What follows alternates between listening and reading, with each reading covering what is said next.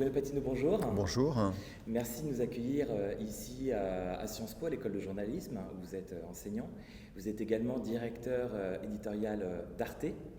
Vous êtes un expert des médias et du numérique. Vous avez notamment participé au début de l'Internet de l'information. À l'époque, on appelait ça même les autoroutes de l'information qui allaient arriver.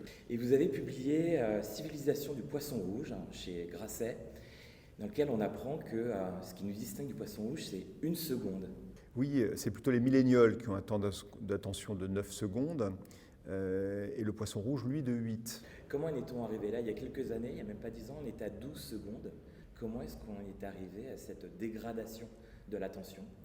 En fait, la problématique de l'attention, c'est que c'est comme une ressource qui s'épuise à mesure qu'on l'utilise. Ce livre essaye de poser des mots sur ce qu'on ressent, en fait, c'est-à-dire la sursollicitation qui est la nôtre depuis qu'on a dans nos poches ou dans nos mains un outil connecté de façon justement permanente.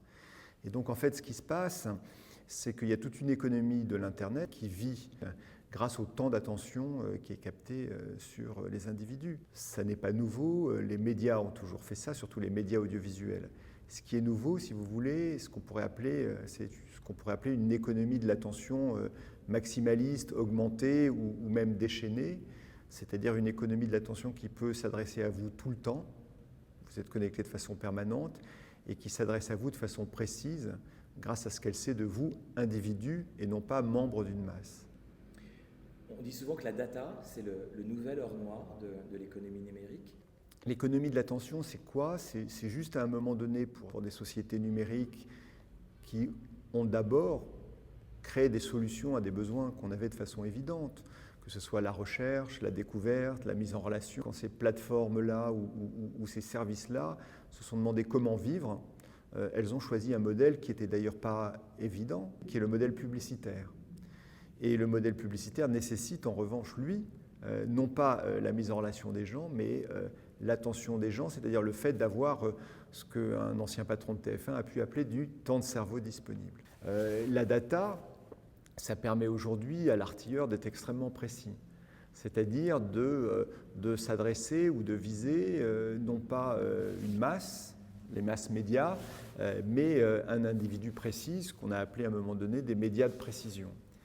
Et ce faisant, c'est là où quelque chose change un peu, c'est qu'on peut le faire de façon précise au plus près de ce qui va pousser l'individu à être attentif, quand bien même il fait autre chose. Alors quand il est dans les transports, ce n'est pas très grave. Hein. Quand il est en couple, dans une salle de classe, dans un cinéma, voire même tranquillement en train de dormir, hein, que plus vous allez produire de la dopamine, plus en fait vous allez capter de l'attention chez les personnes. Et donc les stimuli auxquels on va avoir tendance à répondre de façon presque,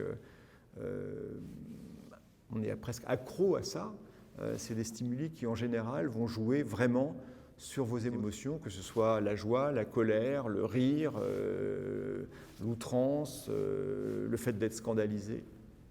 Vous dites d'ailleurs que l'agora s'est transformé en aréna et qu'aujourd'hui pour émerger quelque part, il faut être un peu rugueux dans les approches. La réaction est plus émotionnelle que la réflexion. Et j'ose dire, la réaction immédiate est plus émotionnelle et plus efficace économiquement dans cette architecture de l'économie de l'attention qu'une réflexion posée. Et c'est en ce sens-là qu'il faut bien comprendre que quand vous êtes sur Facebook, sur YouTube ou sur d'autres endroits, tout le monde n'a pas la même chance d'être regardé, lu ou entendu. C'est-à-dire qu'il n'y a... Alors, on va dire oui, ça dépend de l'intérêt de la chose, la qualité, etc. Mais les algorithmes d'économie de l'attention de ces plateformes-là, ce sont des algorithmes qui soit accélèrent, soit ordonnent les choses.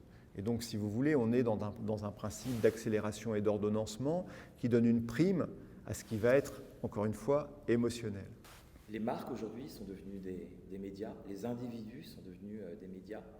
Il y a un peu cette course à l'omniprésence, à émerger par rapport à ce brouhaha médiatique.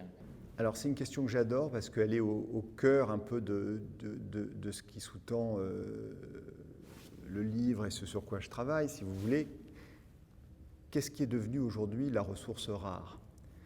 Qu'est-ce qui a de la valeur, en fin de compte, pour nous, individus, dans ce monde où cette économie de l'attention, poussée à son maximum, et donc tous ceux qui y jouent à un moment donné, pas seulement les grandes plateformes, mais tous ceux qui jouent ce jeu-là de façon maximale, ça provoque à la fois, d'un point de vue individuel, de la dépendance, ce que j'essaie de décrire, et d'un point de vue collectif, ce qu'on pourrait appeler de la polarisation, c'est-à-dire d'une certaine façon une dégradation de l'espace public. Ce qui a de la valeur aujourd'hui, c'est le temps. Puisqu'encore une fois, toute cette économie-là nous pompe du temps que l'on consacrait à autre chose. Si vous me permettez ce petit détour par ma fonction de directeur éditorial d'Arte, la façon qu'a Arte de traiter les enjeux qui sont les nôtres par la forme documentaire, je dis toujours, il faut, en fait, c'est une sorte de transaction temporelle qu'on fait. C'est-à-dire qu'on prend beaucoup de temps pour faire un programme, et en même temps, on prend notre temps pour l'exposer, et en même temps, quand on le propose aux téléspectateurs, on le fait avec un rythme qui lui donne du temps, en fait. C'est-à-dire qu'en fin de compte, on baisse à la fois le volume et on baisse le rythme. Donc je dis toujours, on sort de la télé stroboscopique pour dire aux téléspectateurs, notre apport, c'est pas de vous solliciter en permanence avec des plans serrés en vous disant cut, je balance les messages à toute vitesse. C'est au contraire, regardez, on a pris énormément de temps pour en plus vous en donner du temps de la réflexion, du temps de la distance quand vous êtes face à nous. Moi je trouve, pour reprendre un détail, mais bien pour essayer de faire comprendre ce que je dis, le suremballement des alertes par exemple n'a plus aucun sens. Moi quand j'ai commencé à faire de l'internet d'information comme vous l'avez dit, et quand on a vu arriver à la fois les premiers smartphones et les premières possibilités de faire des alertes, je me souviens très bien qu'on se disait, bon, on fait une alerte quand il y a un événement majeur qui arrive. On se dit non, mais pas plus de 2 alertes par jour, 3 alertes par jour. Maintenant, vous avez même des alertes pour vous dire qu'il ne se passe rien. Et donc, si vous voulez, je crois qu'aujourd'hui, les marques, moi en tout cas, si je parle des marques médias, qui sont mon métier, j'ai toujours vu ça comme des tiers de confiance.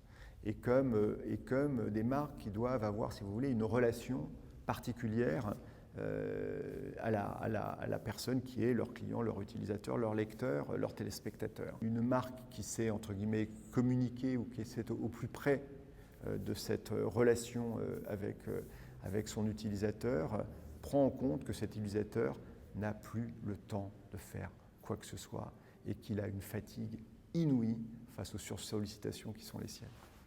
Est-ce que vous en appelez justement à plus de temps long, plus de réflexion, plus d'investigation? C'est difficile d'aller à contre-courant en même temps. Mais est-ce que vous êtes sûr que c'est un contre-courant? Et la demande profonde, y compris parmi les plus jeunes, d'avoir du temps dédié à la compréhension et au plaisir même de l'information. Parce que l'information, oui, une nécessité, une mission, mais il y a un plaisir aussi. Moi, je pense qu'on revient dans des récits relativement longs. Ce n'est pas un hasard si, d'un point de vue télévisuel, les séries dominent aujourd'hui la consommation télévisuelle. On a besoin de récits. L'un de vos chapitres parle de repentance. On voit que certains acteurs, alors vous mentionnez certains dirigeants de Facebook, qui aujourd'hui en appellent une forme de déconnexion. Je crois que le ressenti est absolument général. C'est-à-dire que grâce au livre, je suis en contact avec... je reçois vraiment des messages par centaines qui me disent « mais c'est exactement ce que je ressens, je suis un poisson, etc. » Quand on parle de repentance, on est un cran au-dessus, c'est-à-dire on est dans le moment pour moi vraiment très, très important de gens qui se disent, vous savez, sur le mot de Oppenheimer, « what have we done ?» Qu'est-ce qu'on a fait? Et en fait, je vais prendre une scène que je ne décris pas dans le livre parce qu'elle n'avait pas eu lieu quand j'ai écrit le livre, mais qui m'a énormément frappé, c'est de voir Jack Dorsey, donc un des fondateurs et patrons de Twitter, venir faire une conférence TED, je crois que c'était en mars ou en avril de 2019, et arriver absolument méconnaissable, barbu, l'air fatigué et accablé, et faire dans sa petite conférence TED, enfin dans le format classique, un exercice qui était un exercice de quelqu'un qui était plein de doutes sur sa capacité encore à maîtriser l'animal qu'il avait construit ou la créature qu'il avait construit. On a laissé quand même trop de pouvoir, et je sais à qui je m'adresse en plus aujourd'hui, aux ingénieurs. Ils ont créé des innovations technologiques absolument extraordinaires, mais on ne savait pas qu'ils créaient une nouvelle société, voire une nouvelle civilisation. Et eux-mêmes ne le savaient pas. La voix est en train de prendre peut-être le dessus sur les écrans avec les enceintes connectées. Mais est-ce qu'il n'y a pas une crainte d'avoir des gens qui, demain, au lieu d'être tout le temps rivés sur l'écran, soient en train de parler en permanence? Alors c'est une hypothèse qui est tout à fait plausible, d'autant plus que quand les études se font aujourd'hui autour des interfaces vocales, on s'aperçoit in fine que les enceintes connectées aujourd'hui sont un outil qui est perçu comme peu pratique, lourd, sauf à être un as de la domotique. Et donc l'attention, elle arrive, oui, sur l'intention auditive et l'interface vocale, mais ça va être encore plus intrusif. Plus intrusif, mais en même temps, une part peut-être plus forte, laissée à chacun pour construire ses propres images et donc s'évader. Oui, vous pouvez dire ça. C'est tout à fait juste parce que pour avoir fait de la radio, je sais bien que la radio laisse une place à l'imaginaire. Et on pourrait le dire de façon autre aussi, c'est que quand vous faites de la radio, vous savez que vous êtes sur un média qui touche beaucoup plus à l'intime que quand vous faites de la télévision. Et l'intime pouvant être très positif, hein, si vous voulez. C'est-à-dire qu'une bonne radio, moi j'ai toujours considéré qu'elle savait gérer le silence. Donc je ne crois pas que le passage de l'image à l'audio détermine, j'allais dire, quelque chose qui soit plus sain dans ce qu'on va vivre. Comme d'habitude, il va falloir choisir. Dernier point, du coup, cette civilisation du poisson rouge, il y a quand même une part encore d'optimisme possible. Je suis sûr que quand on regardera dans le rétroviseur ce qu'on est en train de vivre, là on est en 2019, on se dira que c'était l'époque du numérique sauvage en fait. Après avoir été fascinés tous par les possibilités vertigineuses de cette connexion permanente, on va repartir dans un sens d'un peu plus de modération. Donc oui, je pense que on peut sortir du bocal en tout cas.